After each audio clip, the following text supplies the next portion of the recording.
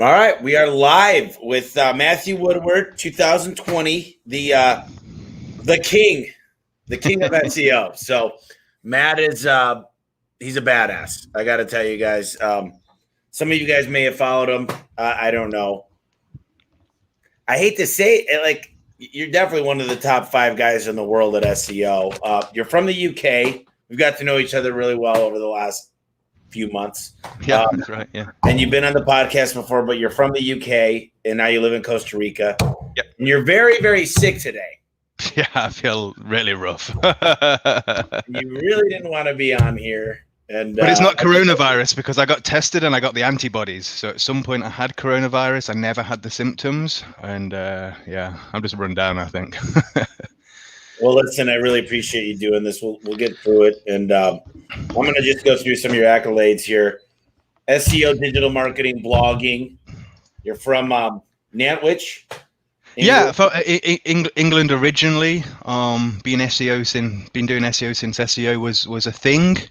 I built my first websites in Notepad before Google existed, before YouTube was a thing, before, I was delivering newspapers to pay for a server, like late 90s. And very lucky that during that time, I was kind of naturally interested in business anyway because of my father. So, I was always knocking on doors and washing cars and all of that. Combined with my natural interest with the web, I was just lucky that we reached the point of digital convergence where all of retail and sales all started migrating online. I vividly remember the headlines that if you put your credit card information into a website, you're going to lose your house, and all this crazy talk. So as I was coming around 14, 16 years of age, it was becoming more accepted, the web, digital commerce. I went and did the whole corporate thing, very successful there. But anyone that's in the corporate world knows how much friction there is to get anything done, whereas the web is very dynamic. So those two worlds don't mix, and certainly my passion did not mix in between all of that. So I've been doing my own thing ever since, building sites, ranking sites, helping clients, SEO agency, link building. So you started a link building. It's called LinksThatRank. Yes, LinksThatRank. That's just this summer in June, right? Yeah, well, we started building it in 2017. I originally thought it would be a much simpler business to execute than originally anticipated, because there's one thing having internal systems, but then taking it external to cater for lots of clients presented various challenges along the way. So it's been 3 years in the making, launched in June. We're getting some great results for clients, and very proud. We have an 80% reorder rate, so I'm very proud of that. It shows that there's a need for a service that just goes straight down the middle and does a good job. And then your main company, well, MatthewWoodward.co.uk. I mean, that's since 2009, but Search Logistics is really the SEO. But you really don't build websites now, except for your own. You make them rank, right? Actually, no. I do have an internal team that builds sites. We launch a new site every 6 to 8 weeks, and mostly affiliate sites, and we continue that churn. Oh, so, okay. So you're building your own sites, though. You're not building. Okay, yeah. So you kind of you're probably like Google just probably follows the shit out of you, because you do case studies. I've seen you probably pull up 20 different types of tools. You make the speed go faster. You build the foundation. There's so many things that you focus on that I feel like most SEO companies. Here's what's funny. Is I was on the phone with a company, and I really respect this company. I'm not going to say who it is. But the guy I said, the first thing you got to do is build a foundation on SEO. They do pay-per-click, they do Google My Business, and they do the LSA ads, the local service ads. And you know what he told me? He goes, yeah, SEO doesn't work. And I said, I've made a living. I've literally made my life in lead generation and through SEO. Yeah. I mean, but I will say this though, 95% most likely companies, They don't do anything. They build crappy links. They're charging. I always see this thing on Facebook, $199 for SEO. You get what you pay for, right? Well, I know what you do, and you actually do things that are freaking remarkable. The way that you've learned to do SEO. I mean, look, there's very few people in the world, I think, that understand and can do what you guys do. So, I'll get to the. I want to interject there. It's like anything, right? If there's a guy that'll install your AC for $200, and there's a guy that'll install it for $800, right? The guy that installs it for $200 probably isn't going to pressurize it right. He's probably going to put a hole in the wall, and he's not going to plaster around it so there's sunlight coming through, and whereas the $800 dude's going to do a great job, and it's going to be clean, and all the cables are going to be mounted nice, and so that's kind of applies in SEO as well. And that's why I said you kind of get what you pay for, because to do SEO right requires so many different skill sets that if it's cheap, it's wrong.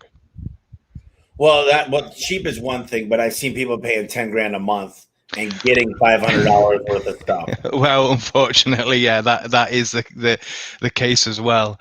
And SEO is very confusing for a lot of businesses when they're going out to agencies and things. But all you really need to know is it boils down to 3 components: having a good foundation, just like you've got underneath your house. Build a good foundation, a fast site, everything should work, it should be pleasant for the visitors, you should have nice content that answers people's problems, and then you layer that up with keyword targeted content and link building. And those are the 3 elements to get right. And it bemuses me when agencies don't take care of those elements. Many times they focus on the link building but not on the foundation, and then they end up overspending on the link building because you need more links to get the same results as you would have done with a foundation. So I think that's where a lot of agencies go wrong, is they often just take a client's budget and they're just trying to turn it into links as quick as they can, because it's take from one hand and push into the other. Whereas when you've got taking care of foundations, that's really manual, labor intensive, nitty gritty stuff. That's hard manual work. And I think that's why some people are shy of that. Well, and I don't think they've got the know-how. And, when it comes to a good link, I've had you look at a lot of different types of links. Mm-hmm. I mean, I guess it's no secret. The secret's out. I work with you, and, it's pretty ridiculous, the results. But so you used to look at links and be like, this is not the kind of links you wanted. But I did get a lot of good links. I used to be an author for Inc.com, Huffington Post. Mm-hmm. I used to get all kinds. No, those are no follow now, but still I'm getting them. I'm doing a lot of stuff from charity. I'm doing a lot of stuff. Yep. So let me ask you this. How do you create a link company? I guess I don't even understand. You don't have to give me all the secrets, but I'll give them to you. That does LinksThatRank. Is there just somebody that's going to, I know there's tools that go out there and you communicate with 1,000 people a day and you find out if you could pay for play, basically. Can I write an article on your website? Yep. And so how do you do that? What are you looking for? That's essentially it. You come with an order, you tell us what keyword you want to rank for, and then we'll go out and find relevant websites that are willing to place a piece of content that links to your site. That is it in a nutshell. The theory is that a link is a vote, so you're essentially manipulating Google's voting system, but that is all it boils down to, is getting one website to link to you. The way we do that is finding relevant websites that would be interested in publishing a piece of content, usually sweeten that with a bit of a publishing fee, and we manage all of that. The problem is that not every site is a good link. So you've got to really know, do I want a link from this site? And I actually did like a 50-minute webinar on how to answer that question step by step for anyone that's interested in it. I'm sure Tommy will link to it. But that's essentially what most link building services are doing. And it's something that you can do in-house easily as well. If you're interested in doing that, the webinar will teach you exactly what to look for and how to avoid any problems in doing so. It's too much work, honestly. Hire somebody Specialize. That's what I said. Yeah, I know people that do this, and I used to be like, man, I could have somebody doing this, but why not focus on garage doors? That's what I do. Yeah, So, well, yeah. I'm oversimplifying it, you know. For us, yeah. it's bread and butter. Yeah, but essentially, that's all we're doing. We're placing relevant content on sites that you want to link to you. You know what's a couple more things I want to talk. I haven't even asked you the questions that I'm supposed to ask, but my podcast, I can do what I want. But one day you told me you changed a word on a website and just got a ridiculously badass response. I forgot exactly the story. Oh, okay. This goes into conversion. Yeah. So you might have remembered in the early 2000s, there was a lot of these get a free iPod, get a free iPod Touch, get a free iPhone thing. And you basically had to refer 10 people to take up an offer, and then you got a free iPod. But I'd mastered that, and I was making a lot of money at it. And one of the things that had the biggest difference on the bottom line was changing one word. So it used to say at the top in the headline, get your free iPod Touch, or get your free iPod. I had different sites. So it always started with the same headline, get your free whatever it was. With split testing, we changed it from get your to claim your, and we saw a 40% increase in conversion rate. So the changing that one word had more of an impact on the bottom line than just about anything else that we did. And the reason for that is get your is very passive. You're just kind of like, well, all right, where is it? When do I get it? Whereas claim your is, all right, I got to take it. I got to claim it, right? So it's more of an action-based headline, and that's why it worked. But simple tests like that, especially in key areas, in headlines or copy on buttons, is really interesting areas to test. So one of the things too is I told you that in the garage door industry, and this is same thing for most home services, when you search, usually the first SEO term that come up is either Home Depot, Yelp, Angie's List, Thumbtack. But you said, Tommy, that's a really good thing. Yeah. Because you said that's because of their homepage domain authority. Yes. So if you got really strong, like we have a really, really strong domain authority, but we also could link to the inner pages and know that we could beat them. So you said it's a good thing. Can you explain that? Yeah. So from a link building perspective, if you now, we've touched a couple of times on tool. You've got this tool and that tool. The best tool for SEO is your eyeballs and your brain, right? Go and do a Google search, and Google is literally telling you what they want. When you do any search, those search results are an output of the algorithm. That is what Google wants right now. So you can use the power of observation to kind of figure out exactly what it is that Google wants.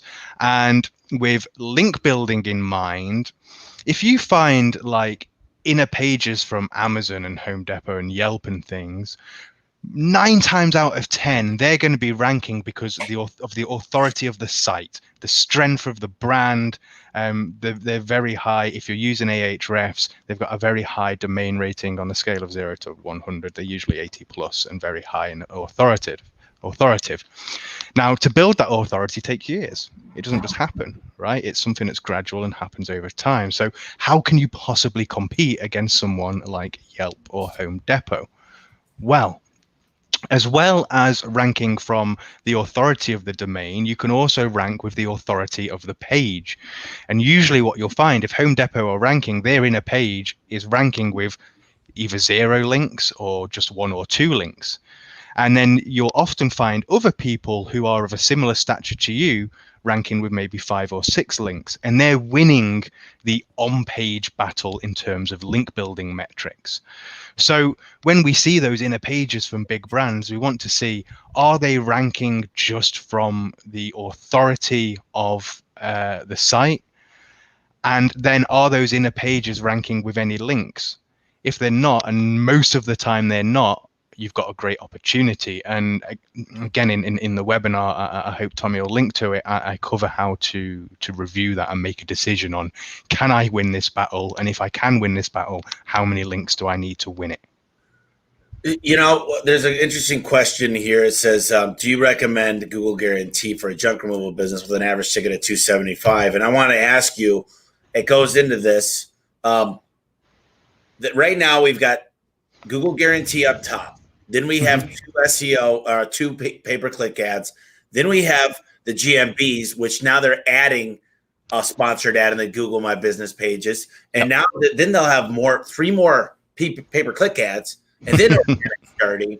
And by the way, I recommend Google Guarantee for everything. It's the cheapest by far, way cheaper than PPC. So absolutely, if you're doing pay-per-click, do Google Guarantee first. But what do you got to say? It's like they own the whole first page now, and it's almost like seems illegal. That it almost seems like disingenuous, and their whole morals were to do no evil in the world. And I just feel like maybe all those people retired when they realized that Google is not that anymore. But what are your thoughts when it comes to they own the whole freaking first page with paid? They're trying to own now the listings, the ABC. I just want to hear from your perspective. Okay, so dying, or what's the deal? So what we're seeing here, obviously, is Google's main purpose is to serve Google, and that is to make profit. And the increase of ad space and a reduction of organic results is something that's just happened over the years. Now, there's two ways to get around it. First of all, consumers are savvy, right? They know what's an ad and what's there organically, right? Let's not get confused. Organic results are very rarely organic. They're usually manipulated by people like myself.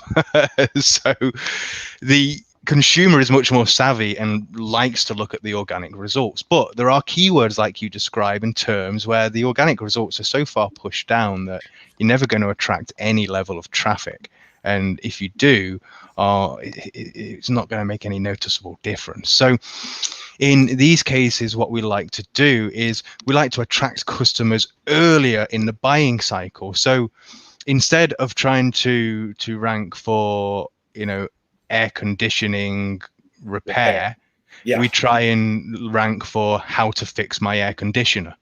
And creating that problem solving content is great because it's usually easy to rank. It doesn't have the competition with all these crazy PPC results and local listings and all that other crazy stuff. It allows you to establish your expertise as a business because you demonstrated, number one, we understand what your problem is, and number two, we know how to fix it, and we're so confident in how to fix it, we can teach other people how to fix it, right? And that kind of content just creates almost a student-teacher relationship psychologically, which just converts. Most people are going to look at that tutorial and think, oh, well, I don't want to do that, but these guys know what they're doing, so I'm going to call them. Right. So I often find businesses, especially in home service, struggle with creating content or writing text-based content. Usually if you're in home service, you're good with these, right? So again, creating that problem-based content is great because it lends itself to video. If you're out on a job and you see a common problem, it doesn't take more than 2 or 3 minutes to have someone hold a phone and record you talking through, okay, if you've got this problem, this is what it looks like, this is how you fix it. And just a short video like that. That kind of content you can then repurpose into text and image-based content. So that is how to combat these crazy search results that are just filled with ads. They're essentially trying to, excuse my French, fuck on the first date. Whereas if you create this problem-based solving content, it really creates relationships with people and makes it so much easier to engage people, not just in Google, but if you do anything on YouTube, if you're publishing videos on Facebook or whatever the social media medium you're using, it allows for a much more comprehensive strategy while circumventing the issues of PPC. Yeah, and I'll tell you what, I've noticed that there's some terms that people that doesn't even pull up the 3-pack. It doesn't pull up a lot of pay-per-click either. So yeah, most terms that start with how or can or when or should, those kinds of terms very rarely have any kind of search competition, because it requires that someone makes some content that's engaging rather than just sending them to a landing page that's looking to convert someone as quick as possible. I noticed too, they'll come up with like 6 common questions with a drop down now. Yep. What is that all about? Well, I like to use those to plan out content, whatever it is, whether it's written or video. Google are literally saying these are the questions people are asking. So you want to make sure you're answering those in your content. Really the best source in the business to find problem-based content is with your sales staff or the people that are doing the actual hands-on manual labor, the installs. Those guys know the most common questions. They're out there every day on the front line answering those questions. So you can survey those guys and also use that people also ask for guidance on creating the best kind of content to help you in all of your strategy, not just SEO. So you've been on the podcast before. I love doing this live, by the way. Right now, tell me a little bit about what you've been up to and what's going on. And I want to hear what COVID's done and your whole philosophy, because I think a lot of people, they lowered their budgets and they really wussied out on SEO. That's last thing you cut when a bad thing happens is your marketing. Yeah, and what actually happened is the first thing to go. Look, COVID was tough on many businesses. Let's not deny it, right? And there's some businesses that haven't recovered and don't have a path to recovery at the moment. But a lot of the businesses that have an online element, in my opinion, made a mistake when they cut back on their marketing spend. Originally, when this hit and it first started breaking end of Feb, March time, everyone reacted with fear, right? We all did. And how businesses reacted was they cut back marketing spend in fear that people would cut back their actual spend, which isn't what happened in general. From an agency, an SEO agency level, we saw many clients cut back on spend and go on pause. On the flip side, we saw some double down. Now, in fact, I published a case study about 2 weeks ago showing how a e-commerce site in the sports niche tripled their e-commerce revenue in the sports niche during COVID. And these are one of the businesses that doubled down. Now, why doubling down on SEO in particular was smart is if you're competing in the search results, you have to match or outpace their link building spend or budget or pace, right? So for every dollar your competitor spends, you've got to spend $1.10. That's a very simple way of looking at it. Let me be clear, right? But it's like that, So when businesses cut back their spend entirely and you double down, now every time you spend $2, you're getting $2 of benefit. Whereas before you were only seeing negligible benefits because your competitors are trying to outspend you. So those that doubled down saw significant benefit. On top of that, COVID changed the buying and working behavior of so many people around the globe that we saw a big shift in spending to online. So that meant those that doubled down on SEO were now in the right positions and rankings to take advantage of the people coming flooding into those online sales.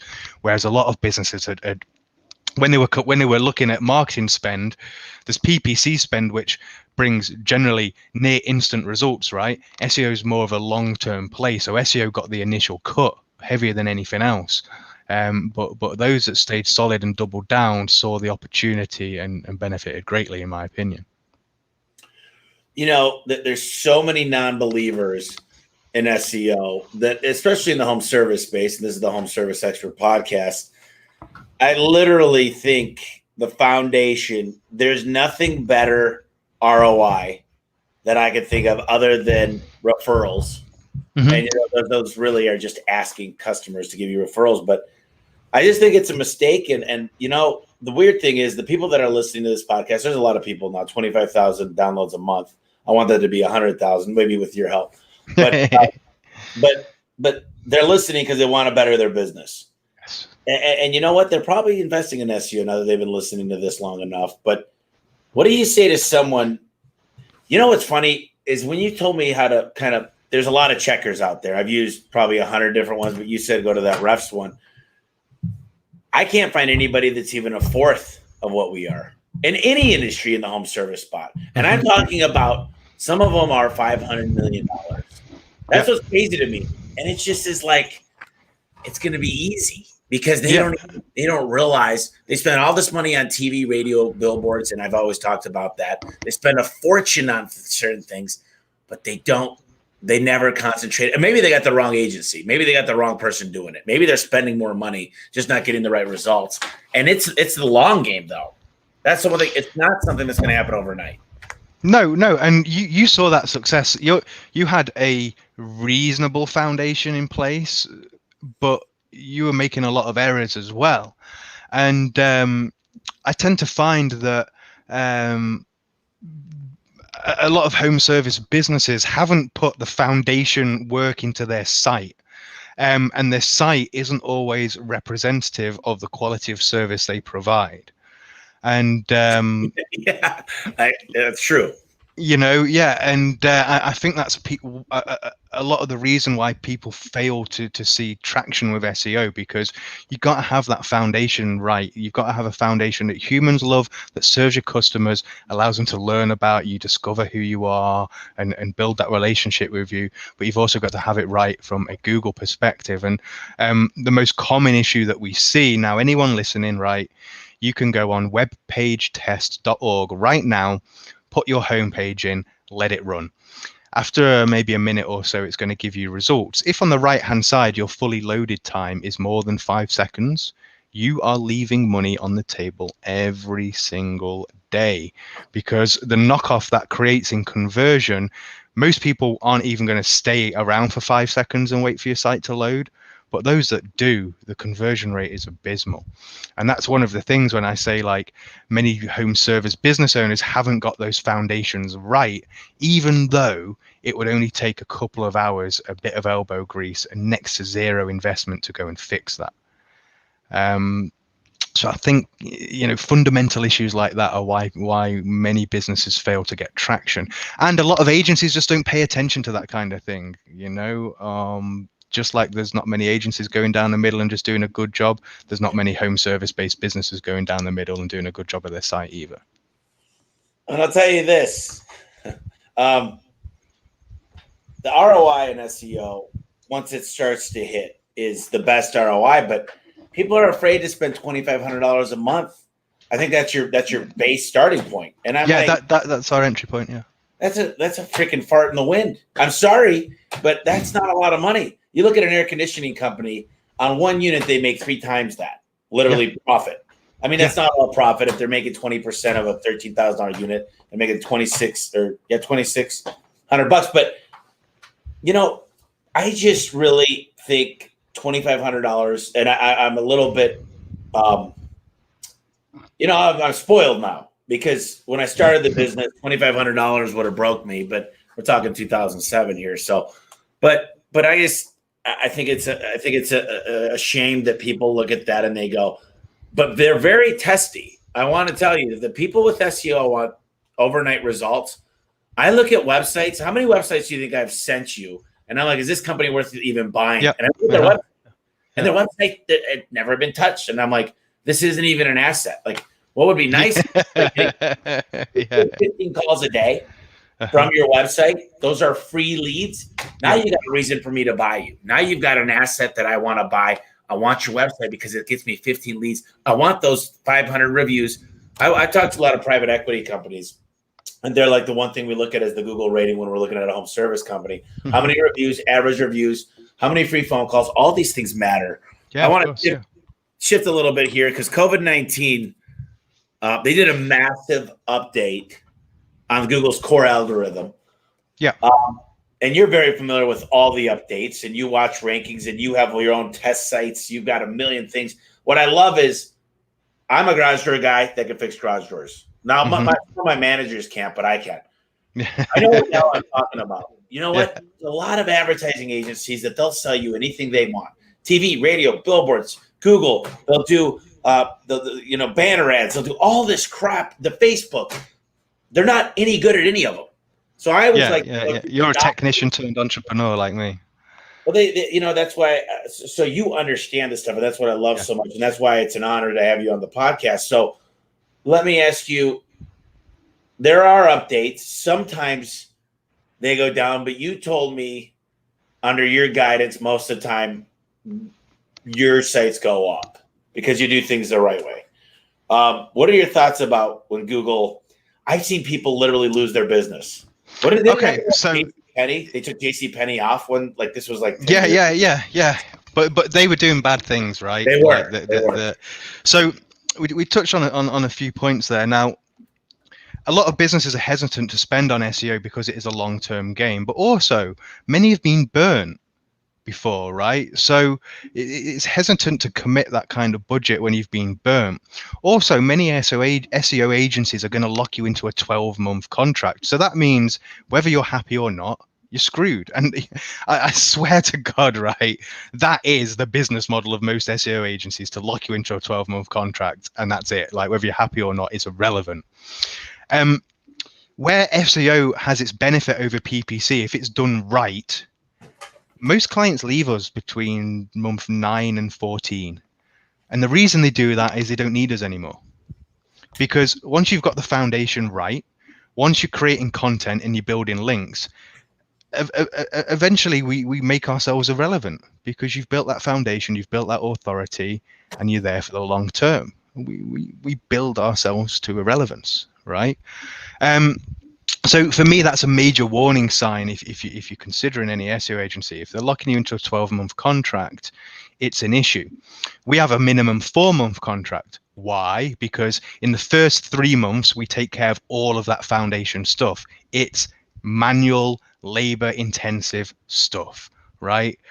And after those 3 months, we've then got a month for Google to digest everything and start showing that traction.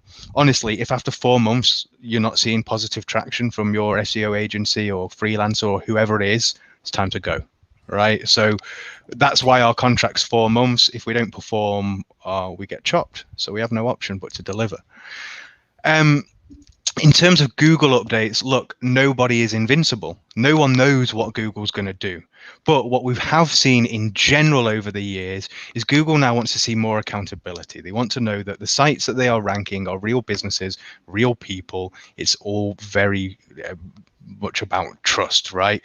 For Google wants a searcher to find solutions to their problems, not scams. They don't want them to find places to get ripped off or misguided or misled or missold, right? So trust is a much bigger part of the algorithm now than it was 5 years ago. You see a lot less kind of anonymous spammy sites or affiliate sites and things ranking now. Very popular in the local SEO was rank and rent strategy. You'd build a site to the top and then rent out the spots to services and stuff. You see a lot less of those sites in the search results right now.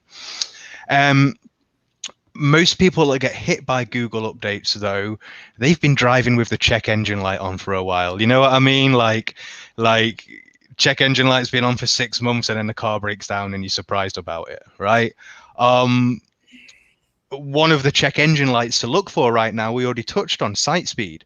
Webpagetest.org, put your homepage in. If after it loads, a fully loaded time at the end is more than 20 seconds, your check engine light is on. If it's more than 5 seconds, your check engine light is on. You need to pay attention to that. Why? Site speed is already a ranking factor for Google. We know that. It's also a ranking factor for customers. It has a direct impact on your bottom line, on conversion, on average order value. But most importantly, Google quite kindly let us know that in May, there's going to be another update based on site speed and a new set of metrics called Core Web Vitals. Now, any of the more savvy listeners will have Google Search Console set up for their site. If you have, log into Google Search Console. On the left side, you'll see the Core Web Vitals report. If your URLs are ranking as rated as poor, especially on mobile, your check engine light is smoking, right? So most of the time, sites get penalized because they've got lazy, because they've taken shortcuts. And that's because once you're enjoying the benefits of growing search traffic, it's easy to become ignorant of that check engine light, right? So it is very important that you pay attention to SEO, and you make sure that whoever's doing it in the agency that's doing it are taking care of those basic fundamental things. And site speed is one of the biggest issues we see. I don't think I've ever seen a site that didn't have that issue when they came to us. So that's an easy check. Told me we shit the bed pretty bad, and it was hard. It took a while to beat it up, but hey, it's getting there. You know, what are some of the ways entrepreneurs can get their online business back on track? I mean, without spending a bunch of money, and you gave us a guide, the Quick Win SEO guide, and we're going to put a link to it. But what do you teach us in the Quick Win SEO guide? What is that domain, by the way? Okay, look, there's two ways that you can get back on track. If you have zero budget, you can use what I call a quick win SEO process. It's the process we teach to our new junior SEOs, and we like it because anyone can pick it up and learn it. Anyone can integrate it. It costs absolutely nothing, and you tend to see results within a few weeks of integrating it. So we like to give it to our junior SEOs because it allows them to own a win early on, which is great for morale and bringing them into the team. But also for small business owners, you can just pick this up, run through it, apply it in an afternoon, and it costs nothing. You will see benefits from that. If you've got a bit more budget, I have a course called 90dayseo.com here, 90dayseo.com, and that's something that anyone can pick up, again, regardless of experience, and run through. So depending where you are as in the business, I wouldn't ever recommend you as a business owner doing that unless you're really bootstrapping things and you're running hardcore. But you can pull any young junior, anyone fresh out of college, any student. There's so many people out of work right now that you could just enroll them to the course, have them drive your SEO for you step by step, and that would take care of everything: foundation, content, links, step by step. So they're the two things. If you're struggling with budget right now, if you've got nothing and you've got nothing but elbow grease, hit the quick win SEO process. That will see you right. Otherwise, signing up to the course and having a junior run through it will get you on track with your SEO. You know, I think a lot of people are probably thinking, what does $2,500 do? And I want to take a stab at this one real quick, and then you could elaborate. But without knowing the industry, the competition, I like to look at pay-per-click and understand that if people are bidding $100 per keyword for the top searches, it's probably going to be a little bit more competitive in that market. But also, I don't think you say, I'm going to get you 25 leads a day with $2,500 within 4 months. Now, you will say, I will improve things, but you're not Nostradamus over here. So what is your answer to that if they say, look, I'm in a pretty competitive market? For example, we've got a junk hauler. And, you know, he's asking himself, look, $2,500 at 4 months, you say that's 10 grand.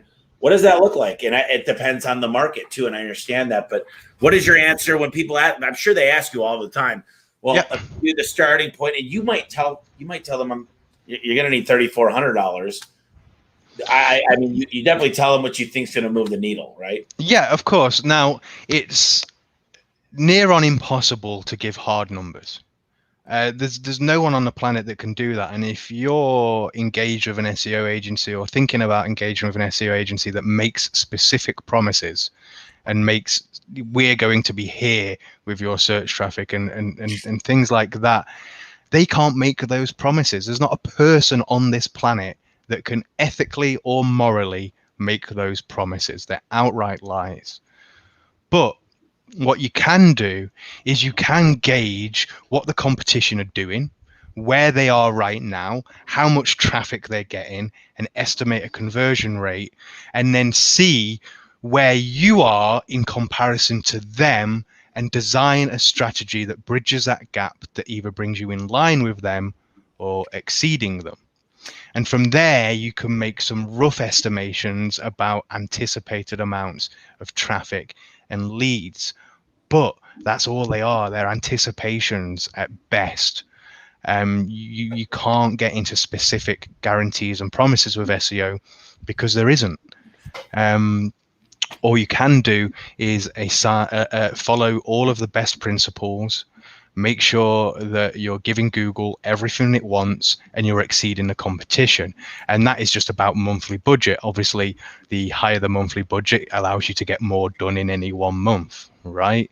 Now, different niches have different levels of competitiveness and also different levels of value per lead, right? So that also affects the competitiveness of the search result and then also the budget required to compete. So all of these things are very much dependent on niche and where you are in your journey and where your competitors are in their journey. So what we're noticing now is a lot of people are spending more time online with COVID. They're not leaving their houses as much. Yeah. Tell me, what are the buying decisions changing now? And will it be permanent? What have you seen with that?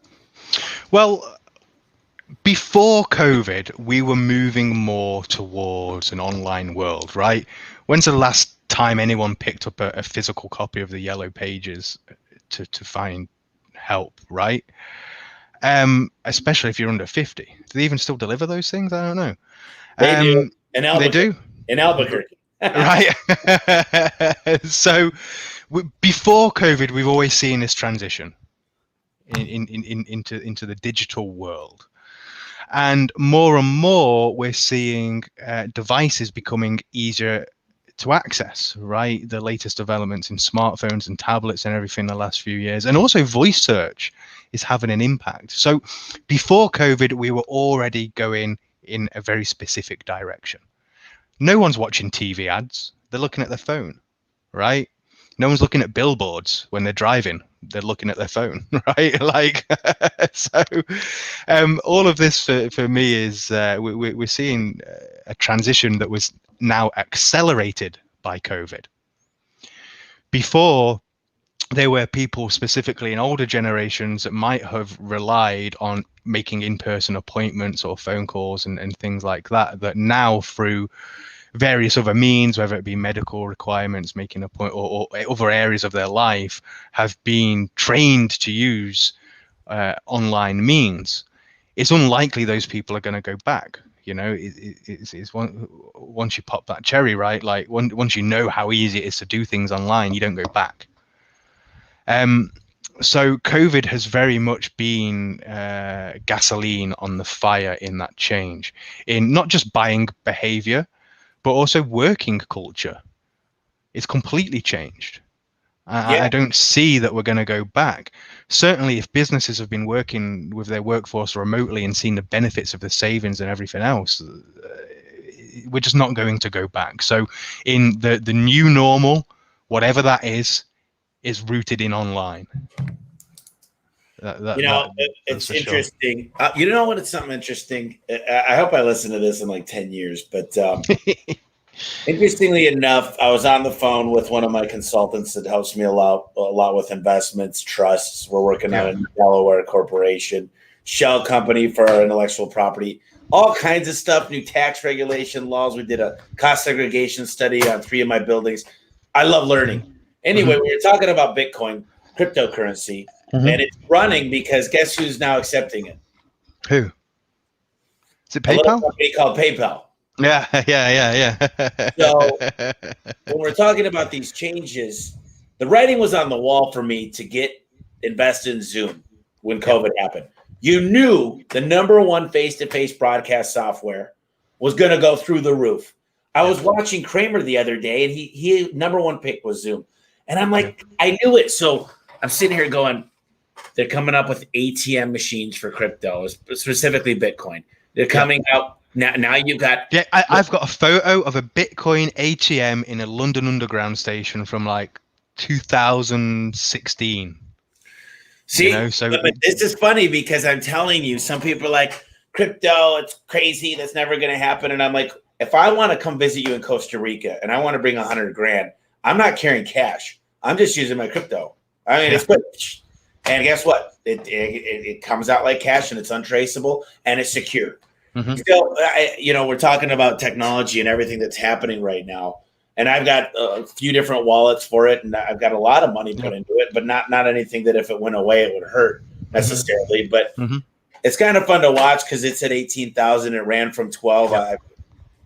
I love watching it, and I think it's going to continue to run. But do not take investing advice from me. Nobody. I'll just throw that out there. What are your Hey, thoughts? both Tesla and Etsy have been very kind to me this year. Tesla's I amazing. miss Zoom. I also failed to make the observation that you made. But Etsy, I got in front of that one. Yeah. You know what? It's a Warren Buffett model of you don't need a lot of stock. You need to understand the stock. You need to understand the leadership. Yeah. Yeah. And as long as you understand it, and I understand one thing, I couldn't tell you how to write the algorithm for crypto. Of course not. But I do understand the theory behind it. I understand that it's untraceable. I understand that people are transferring money through it. And I don't think it's going to go away. And they're saying big governments. Well, right now there's something going on. And this is the last thing I'm going to say about crypto is there's the banks and they're starting to invest in these. And when you get the investments that are starting to happen, you're going to see runs. It's called institutional buying. Yeah, I think that high-ranking government officials and such have all the motivation they need for high-value anonymous transactions. Now you're thinking. Like you want all your backdoor payments and your dodgy backdoor deals and everything that you're all up to. Well, welcome to Bitcoin. It's interesting too. I was talking to him and my CPA the other day. A couple of guys I was on the phone with, and in January I'm headed out to Puerto Rico, and I might locate there for half the year. Nice. Or for the next 5-6 years. And the thing is the dollar goes a long way. It's not a bad place to live. Yep. There's more Walmarts per capita than anywhere in the U.S. And I pay zero taxes when I live there. Zero taxes. As long as I set it up correctly, it's the best tax move you could ever make. So I just want to go visit, see what I think of it. You're in Costa Rica. And the reason why you told me you were in Costa Rica is you said you wake up in England and no one smiles. No one thanks you. It's just people here are nice. It's a really weird concept, but people are just nice. They're happy. Simple things like you go buy the groceries when you're checking out. Hey, how you doing? La, la, la, and just that simple human conversation. You go do that in England, people look at you like, what? Why are you talking to me? Go away. It's so it's just a very open and friendly people here. I haven't found it anywhere else in the world. So didn't you guys just have a big hurricane, you said? Two. Yeah. We didn't get hit very hard. But Eta got us harder, and we had Iota this week, which was a little tickle in comparison. Yeah. So a lot of people go, it's so funny because you see the guys that are super digitally advanced like yourself. And I remember going to a convention with Matt Diggity in Thailand 2 years ago, really. But it's just interesting. I think you guys know each other pretty well, probably. Yeah, Diggity's great, yeah. It's just funny, and all these guys know each other, and it's just a small world. But, you told us you 3 times your e-commerce revenue in the sports niche. That's just so you just focused on high-end link building. Is that it? No, in that particular case study, and we published the case study, I'm sure you'll link to it. In fact, if you hit matthewwoodward.co.uk homepage, you can find it probably listed on the homepage right now. But that was mostly achieved by, first of all, getting the fundamentals right, getting site speed right, making sure everything's working. The basics, what we consider it basics, but so many people skip over the basics in pursuit of link building.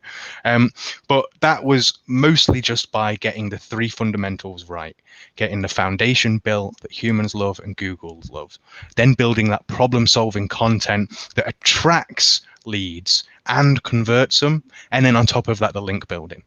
that is how we approach just about everything that we do.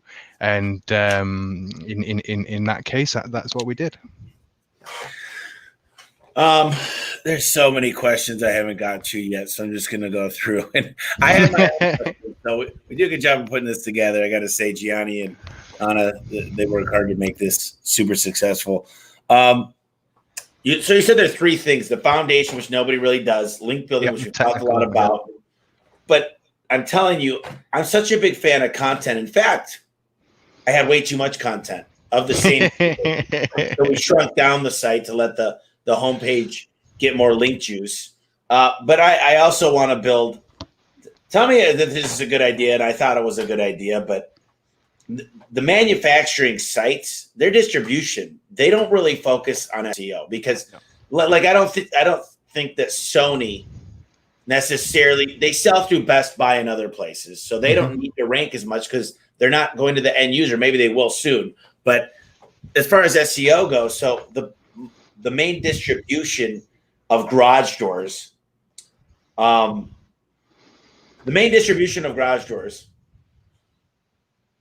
they don't do a lot of SEO. So I think I could outrank if someone searches for a Classica AMAR garage door, we could rank number one, but we could also, when any other garage door company leaves a quote for that, and we rank when the customer goes to look at the images, and we have something that's clever. So there's the blue section, and then there's the subsection. I forget the hyper. What is that called? Hypertext, or when you do a search into the title of it. Oh yeah, just a title link, title tag or whatever. Yeah. So if we put something really good there and we rank, there's a lot of content. I'm just saying, is there really ever a time that you're like, we're out of content, we can't write any more content? Eventually you will run out of topics to cover. Even in SEO, which is an ever-changing niche, I've run out of topics to cover on my own SEO blog. So now I'm just tearing people's sites apart, doing audits and putting together strategies so people can kind of learn over my shoulder the implementation. But in general, I find home service sites are weak on content. You're not. You have the opposite problem, but you recognize the value in creating content, and you do it very well at scale. For most small businesses, we touched on it earlier, that really the easiest way to create content is just record a video of you solving customers' problems, and then have someone turn that into a text and image based tutorial. You can use a video across YouTube, Facebook, and so many different areas. And that circumvents all of these problems when you're trying to rank for head terms like air conditioning repair, right? Whereas if you rank for how to repair an air conditioner, you don't have all of this crazy competition.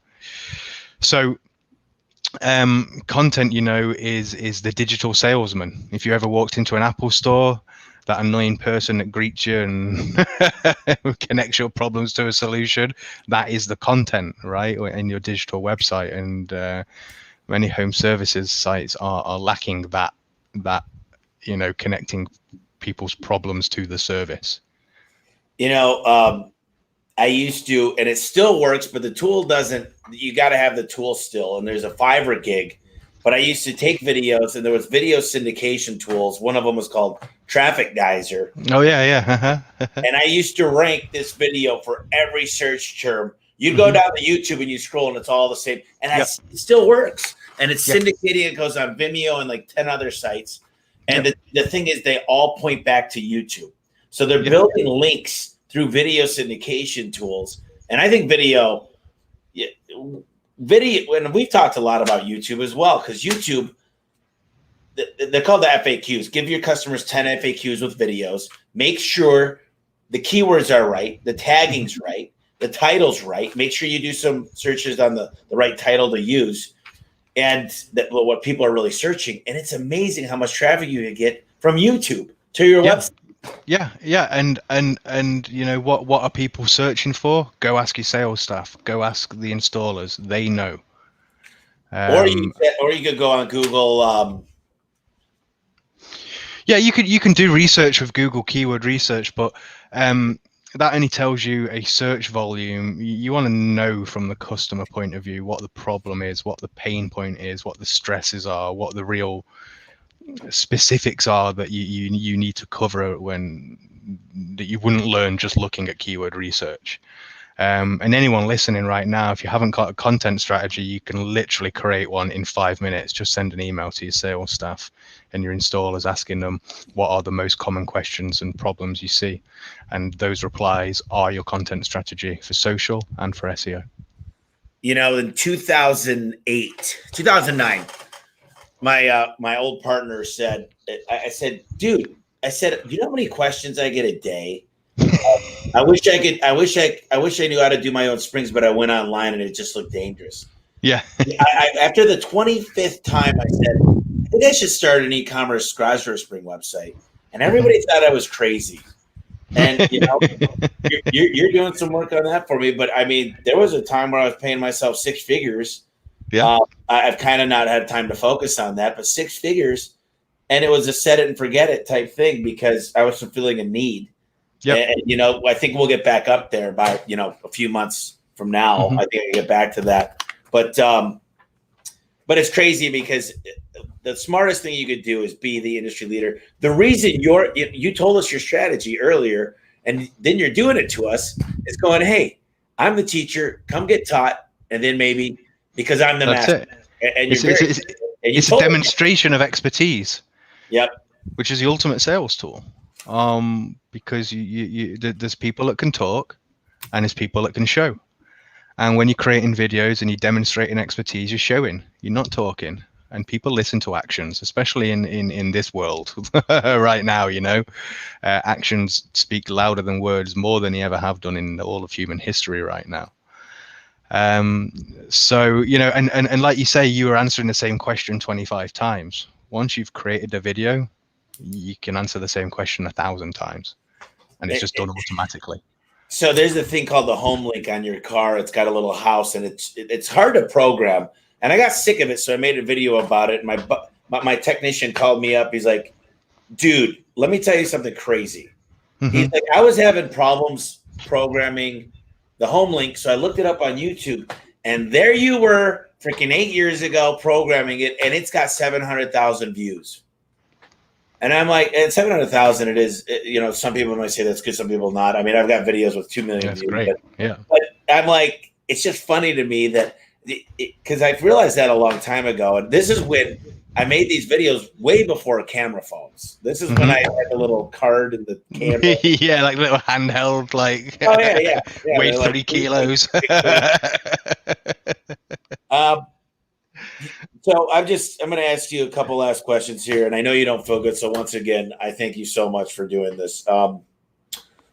We'll probably end up building some type of other page that maybe you could help these guys out. We can post it on the page of something extra for our listeners. But do you have any tips in creating an effective marketing strategy on a limited budget? Yeah. Now, all of everything I do in marketing is rooted in helping people. The content strategy that we've talked about is rooted in identifying people's problems and helping them solve that. If you have a limited budget, there's no better way to go and start building business by helping people. And even if you don't make much money on it initially, the referrals will come and it'll build from there. And I'm a big believer in good karma coming back round. Helping people can just mean that depending what service you're in, you just go knock on doors and offer some kind of free inspection, or it can mean creating the videos like we've spoken when there's common problems that you hear in your niche, those common complaints in whatever your service is, you know. So if you're on that limited budget, just think about how can I use the tools I have right now to help people solve the problems. And over time, the money will just come. And that's how you find a niche. If you find a problem, like my buddy, oh man, you're going to help him out soon too. But he's building a separate websites. They suck. And I'm like, dude, he found a problem though. And it's a good one. He found out that pools, when they leak, He created special tools to find the leaks and save people a ton of money on their water bill. I know a buddy that paid for his pool to be like the water, like 3 times he went through it, and it still leaked. And in the end, they had to rip the whole thing out and rebuild it from scratch. It's interesting. Yeah. It's great stuff.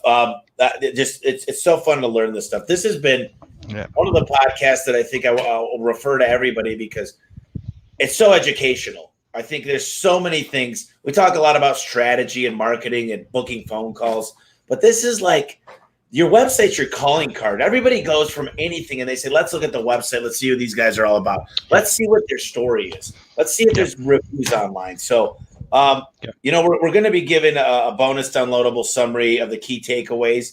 You go to homeserviceexpert.com/podcast/Matthew-Woodward-2020. What I'm going to probably do is have Gianni go to homeserviceexpert.com/Matthew, and that'll be it, because I think that'd be a lot easier to make a quicker one.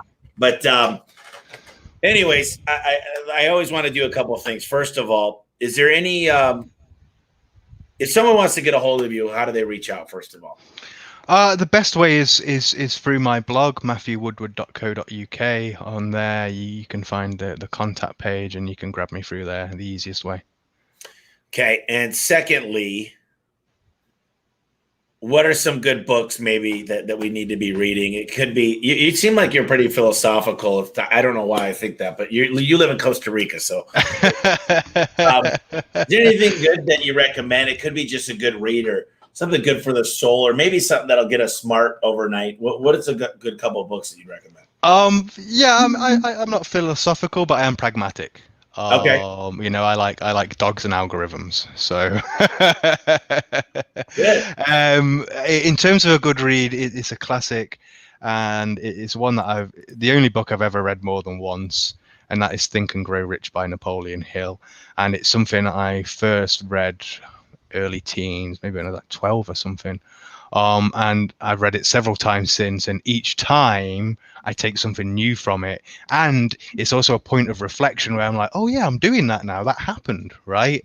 So each time it's something that I get something from. It's a kind of a cliche recommendation. No, it's a great book.